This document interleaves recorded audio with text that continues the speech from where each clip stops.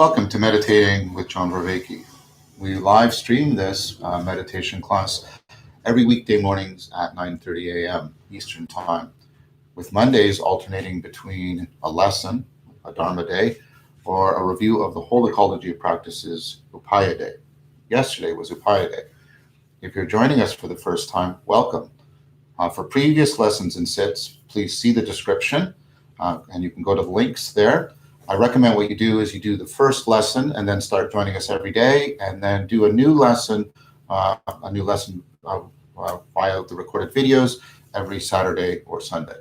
The thing you can all do to help me to reach as many people as possible is to like this video stream to increase its visibility on the YouTube algorithm. At the end of each session, we have Q&A. Please limit your questions to questions about this course, this ecology of practices.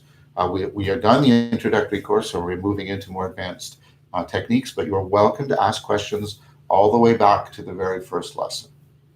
For more encompassing questions about how to situate this ecology of practices within a broader philosophy or way of life, please bring those questions to the live stream Q&A that I do on YouTube every third Friday of the month at 3 p.m. Eastern Time, and that will be this Friday, June 19th. So I think that's all we need for our opening announcements. So please get yourself into position. Please set your phones on Do Not Disturb, and we will begin when I say begin. Begin.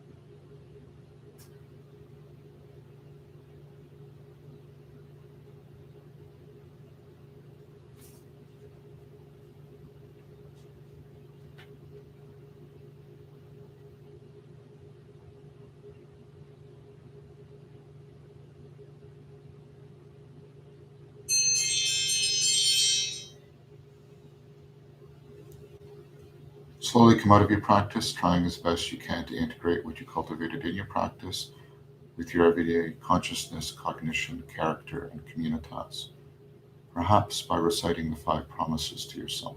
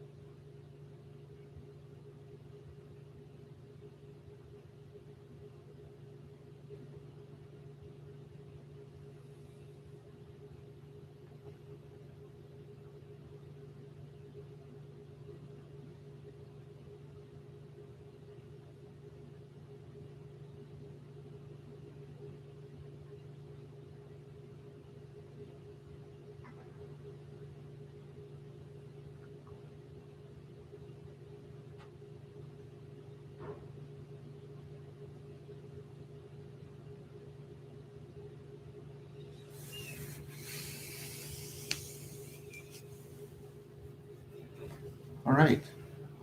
So yesterday we got cut off towards the very end. I was answering the last question. I just begun to answer it, and I was cut off. So I'd like to address that question now from Kelly Myers. Welcome, Kelly. Kelly says, I'm new to this Sangha. You're very welcome. I hope you feel welcome, and I hope you feel that this course and the Sangha are affording you growth and wisdom. I'm new to this Sangha and I've been working through your first lessons as well. What shall I do with my eyes during the standing exercise? Open, close, looking at, looking through. So very much, this is a very important question. It's very important to keep your eyes open.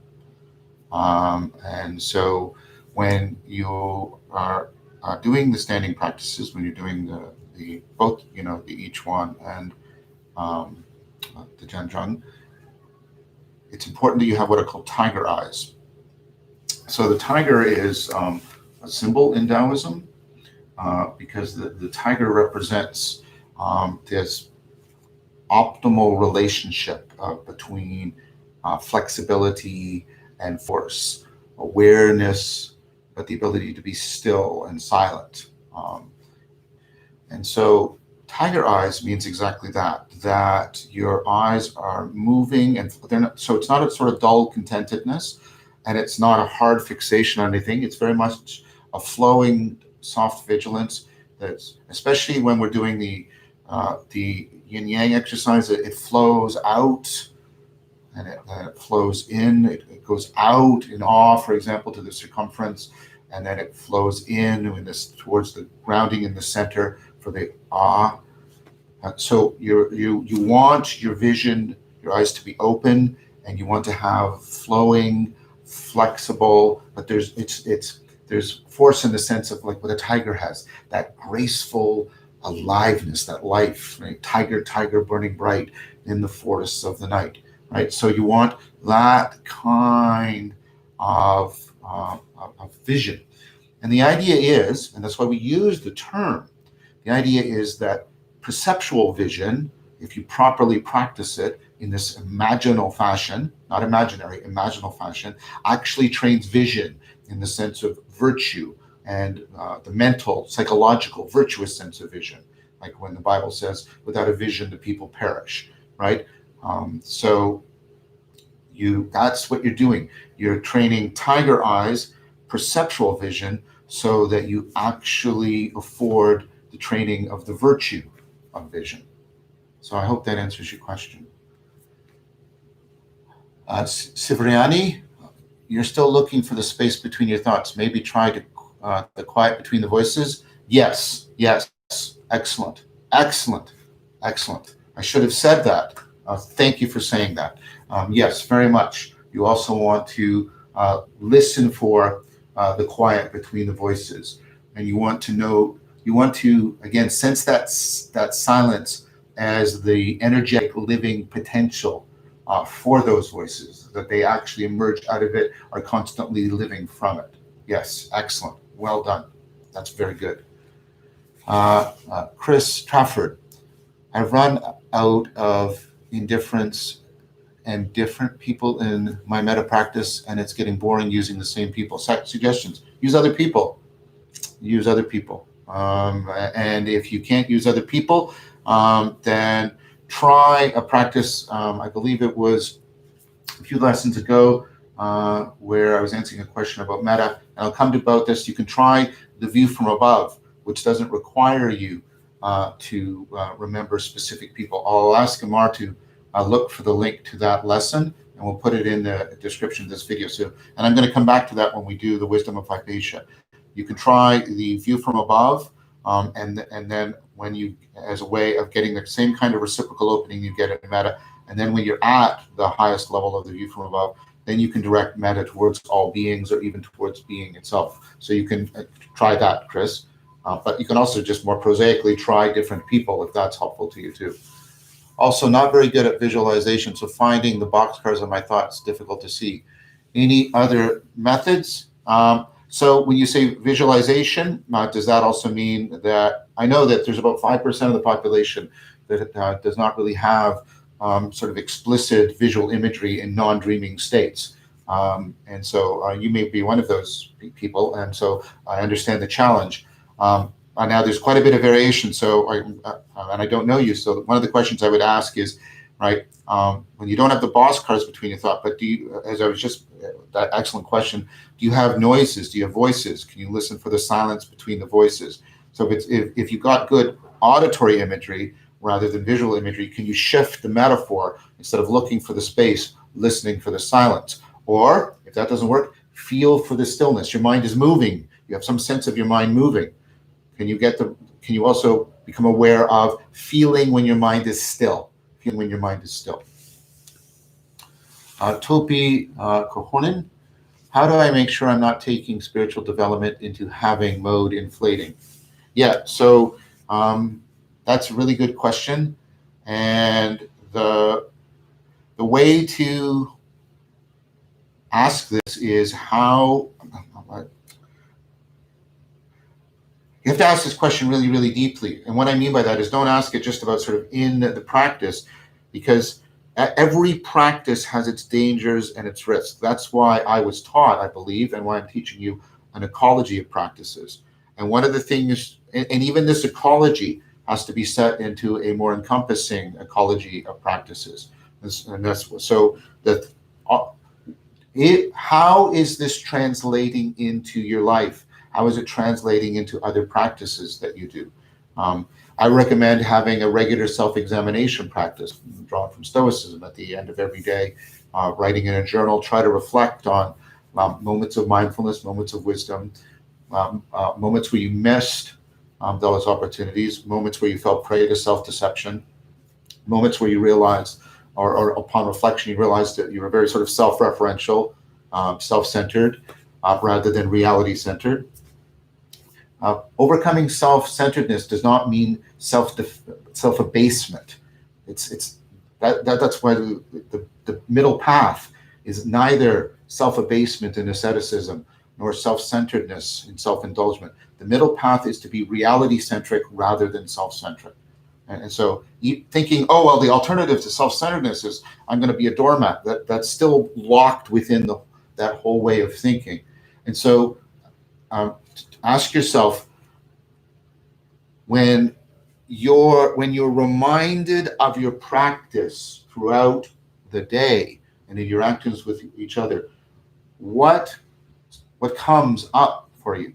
Are you remembering it as something that is in any way self-aggrandizing, that is feeling narcissism, that is making you want to feel special or unique, right? Or perhaps the other, that when your spiritual comes up, it reflects, that the way you dislike yourself or hate yourself?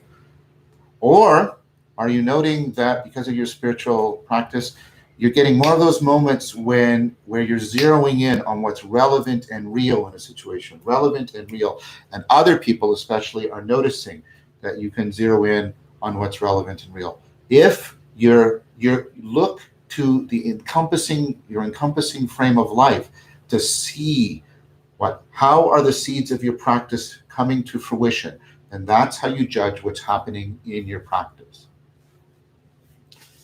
So, excellent questions. Very, very excellent questions. Thank you very much for them and for this nourishing Sangha.